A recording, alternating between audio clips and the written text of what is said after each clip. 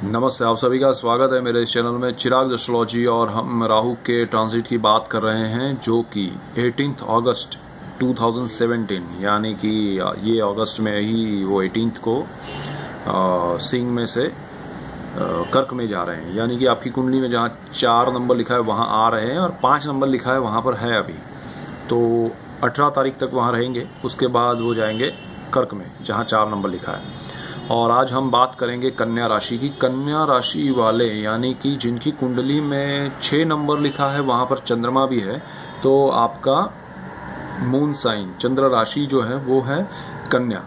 और जिनका पहला स्थान है कुंडली का जिसमें 6 नंबर लिखा है जन्म लग्न सो एसेंडेंट, तो वहां पर 6 नंबर लिखा है तो उनका कन्या लग्न है, उनके लिए कैसा रहेगा। और कुछ लोग ऐसे भी होंगे जिनकी कुंडली में पहले स्थान में 6 नंबर लिखा होगा और वहां पर चंद्रमा भी होगा, तो जन्म लग्न भी कन्या है और चंद्र लग्न भी कन्या है, यानी कि राशि भी कन्या है। तो उनके लिए ये राहु कैसा रहेगा। देखिए, राहु जो है वो अभी आपकी कुंडली में कन्या लग्न से 12वें स्थान में चल रहा है। सो कन्या लग्न वालों को 70% से ज्यादा इफेक्ट होगा, जबकि कन्या राशि वालों के लिए ये 25% जैसा मैं कहूँगा अभी जो ये मैं बोलने जा रहा हूँ उस चीज़ों में। सो 12वें स्थान में राहु चल रहा है आपका, जो 18 तक चलेगा। वो आपको एक तो शायद बाहर जाने के ऑप्शंस आपके सामने क्रिएट किए होंगे, खर्च करवाया होगा।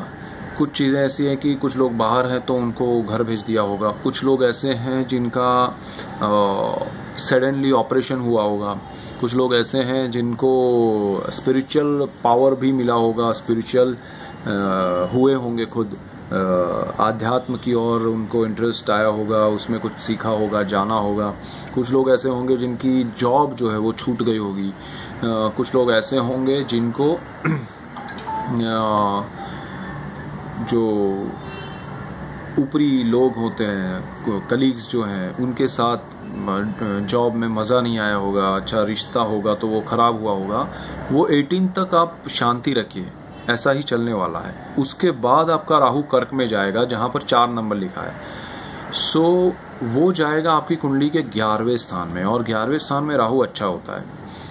बाकी सब पोजीशन भी देखनी पड़ती है कुंडली की कि 11वां स्थान किस राशि का है, कौन मालिक है, मालिक किसके साथ बैठा है। सो वो सब चीज़ें देखनी पड़ती है, उसमें और कौन कौन बैठे हैं। सो राहु लेकिन 11वें में अच्छा है, इसलिए आपको जो स्ट्रेस मिले हैं पिछले 1.5 साल से, राहु एक स्थान में 18 मंथ्स रहता है, वो 18 महीने, यानी कि ये राहु आपका अब लक्ष्मी स्थान में आ रहा है। 11वां जो भाव है वो लाभ लक्ष्मी स्थान है। राहु वहाँ लक्ष्मी देता है और अच्छी देता है, ज़्यादा देता है। तो आपको ये राहु अच्छा है तो जो स्ट्रेस था अब तक वो हटेगा, आपको बहुत सारे मौके देगा ये राहु। लेकिन वो मौके जो है वो ऐसे होंगे जो आपकी काबिलियत और आपकी जो सोच है, जो आपके अंदर से आवाज़ आती है, उससे रिलेटेड चीज़ों के मौके देगा। आप उसको अवॉइड मत कीजिएगा, बिकॉज ये गोल्डन चांस रहेगा। जो बदलाव आएगा वो 0 से आएगा।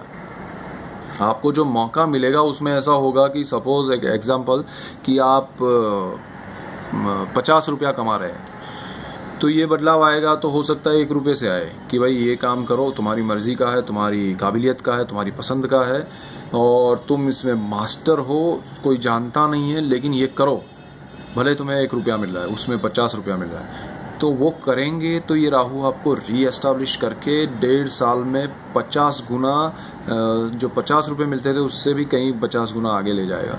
सो ये भी एक हकीकत है। सो राहु आपको ये दे सकता है। राहु यहाँ पर लक्ष्मी जो है वो आपकी जिस रास्ते से आई है उस रास्ते पे ले जाएगा।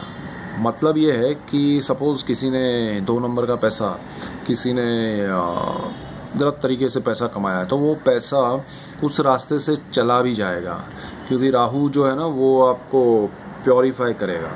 वो जो चीज़ें आपके, मतलब आप एक पत्थर हो, ड्यूरिंग आपका राहु फर्स्ट हाउस में गया, फिर 12th हाउस में गया, अभी 11th में आ रहा है, वो 11th में आके आपके बॉडी को एक मूर्ति बनाएगा जिसमें से जो नेगेटिविटी है, जो खराब चीज़ें हैं वो आपकी हटा देगा।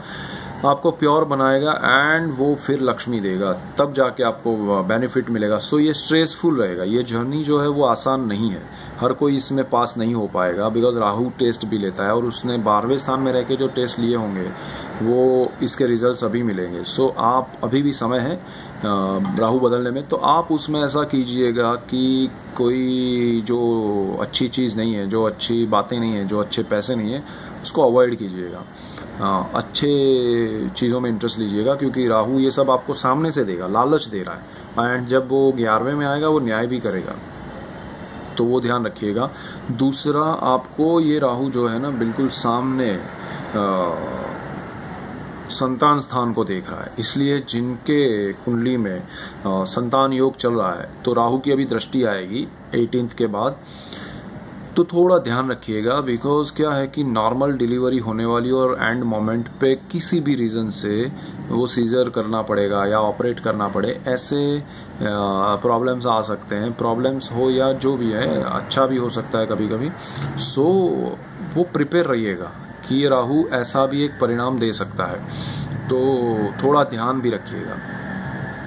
और ये 5वां जो भाव है, अगर किसी की कुंडली में यहाँ पर शुक्र है, मंगल है, या राहु जहाँ आ रहा है 11वें भाव में, वहाँ शुक्र है, मंगल है, या जन्म का राहु है, तो उनके लिए ये प्रेम योग भी करेगा, लेकिन वो पात्र आपके लिए शायद सही नहीं होगा, और उस वजह से आपकी लाइफ में ये 1.5 साल में बहुत सारे प्रॉब्लम्स क्रिएट हो सकते हैं, जिसके इफेक्ट्स आपको फ्यूचर में भी मिले, शायद लंबे अरसे तक मिले।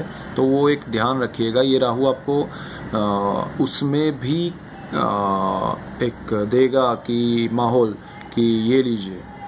सो वो आप डिसाइड बिना वजह मत कीजिएगा, बिना सोचे मत कीजिएगा, जो आपके काबिल हो उसी हिसाब से आप जाइएगा।